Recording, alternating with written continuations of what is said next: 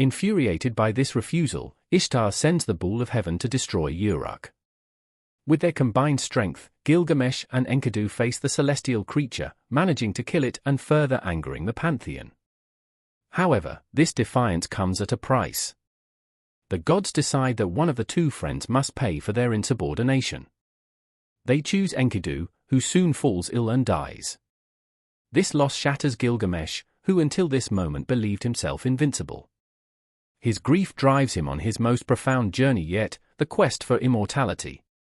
Desperate to avoid Enkidu's fate and the inevitability of death, Gilgamesh seeks out Utnapishtim, a man granted eternal life after surviving a great flood, an account that predates and bears similarities to the biblical story of Noah. This journey tests Gilgamesh's limits as he traverses vast mountains, faces the Scorpion Man and his mate, and navigates the waters of death. Along the way, his exploits emphasize his resilience, endurance, and refusal to bow to fate.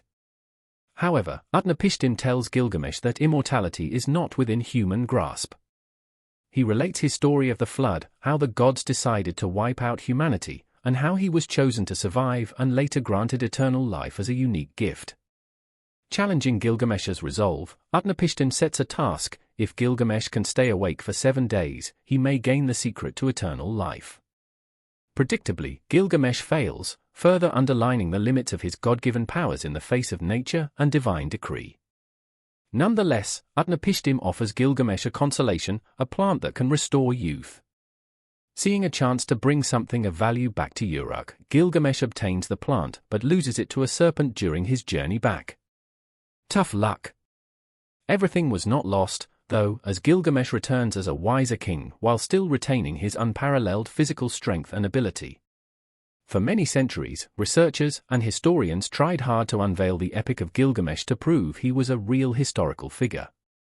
However, it took the effort of one man, Austin Henry Laird, in the 19th century to really get things started.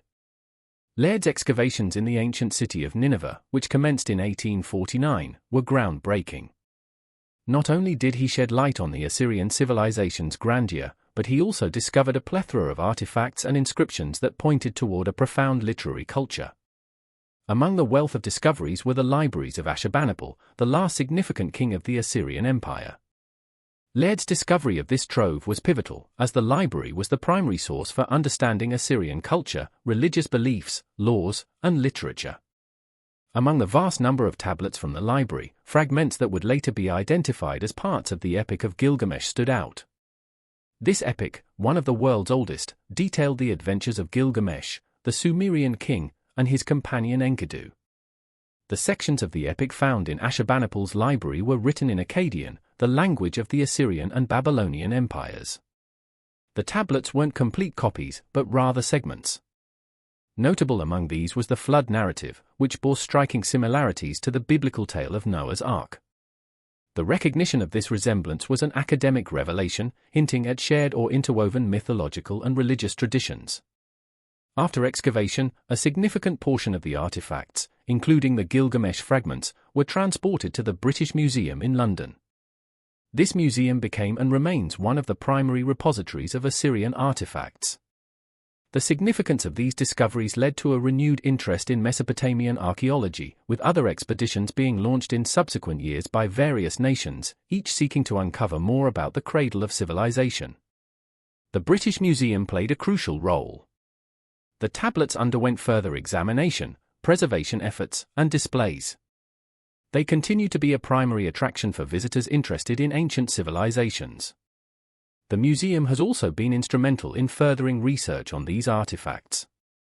In collaboration with international scholars, the British Museum has facilitated the study, leading to more translations and a deeper understanding of the ancient Mesopotamian world. The Epic of Gilgamesh, pieced together from the fragments Laird discovered and subsequent finds from other expeditions, has been translated into numerous languages and holds an esteemed place in world literature. But beyond its literary value, the epic offers profound insights into topics like friendship, the human fear of death, and the quest for meaning. The tomb discovery caused a worldwide sensation, as it seemed to confirm the existence of Gilgamesh as a historical figure and not just a mythical hero. However, the tomb has not been open to the public or thoroughly studied yet, due to the ongoing instability and violence in Iraq. The site is also under threat from looters and vandals who might destroy or steal the precious relics inside. Therefore, much remains to be discovered about the tomb of Gilgamesh and its significance for history and archaeology. What if the tomb of Gilgamesh was opened? Would we find more clues about his life, his reign, and his legacy? Would we discover more secrets about his quest for immortality and his relationship with the gods? Would we be able to verify the authenticity of the Epic of Gilgamesh and its connection with other ancient texts, such as the Bible? These are some of the questions that archaeologists and historians hope to answer in the future when the conditions allow for a proper investigation of the tomb of Gilgamesh. Until then, we can only speculate and wonder about the mysteries that lie buried beneath the sands of Iraq, waiting to be uncovered by future generations. Day. Laird's untimely death in 1894 halted his direct contributions to the field. However, his discoveries in Nineveh laid a robust foundation for the academic study of the ancient Near East. The artifacts he unearthed, especially those related to the Epic of Gilgamesh, not only unveiled a world that had been buried for millennia but also created bridges of understanding across time, revealing the shared human experiences that transcend ages. George Smith, an Assyriologist at the British Museum, played a crucial role in identifying and translating the Epic of Gilgamesh. Smith's translation work in the 1870s led to the recognition of the Gilgamesh narrative from among the vast collection of cuneiform inscriptions Laird had discovered. George Smith was the first person to discover and translate the Epic of Gilgamesh. His work shed new light on the ancient civilization of Mesopotamia and its connections with the biblical tradition. Born in London in 1840 and growing up in a working-class family, Smith had limited formal education. At the age of 14, he became an apprentice in a publishing house that specialized in engraving banknotes. However, he had another passion for languages and history. In his spare time, he taught himself how to read and write various ancient scripts such as Egyptian hieroglyphs, Greek, Hebrew, and cuneiform. Cuneiform was the writing system used by the ancient Mesopotamians, who wrote on clay tablets using wedge-shaped signs. The tablets were excavated from the ruins of Nineveh, the capital of the Assyrian Empire, by Laird and other archaeologists. As noted earlier, the tablets were sent to the British Museum in London, where they were stored in huge piles, waiting for someone to decipher them. Smith was fascinated by these tablets, and he spent his lunch hours at the British Museum studying the publications on cuneiform that were available at the time. He also befriended Samuel Birch, the director of the Department of Antiquities, who introduced him to Sir Henry Rawlinson, the leading Assyriologist of his day. Rawlinson recognized Smith's talent and promptly hired him as an assistant in the Assyriology department. In 1872, Smith made a major discovery when he found a fragment of a tablet that contained part of a flood story strikingly similar to the account in Genesis.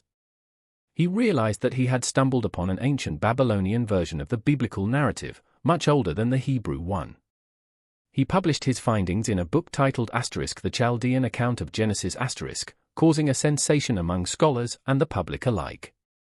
Smith also gave a lecture at the Society of Biblical Archaeology, where he read aloud his translation of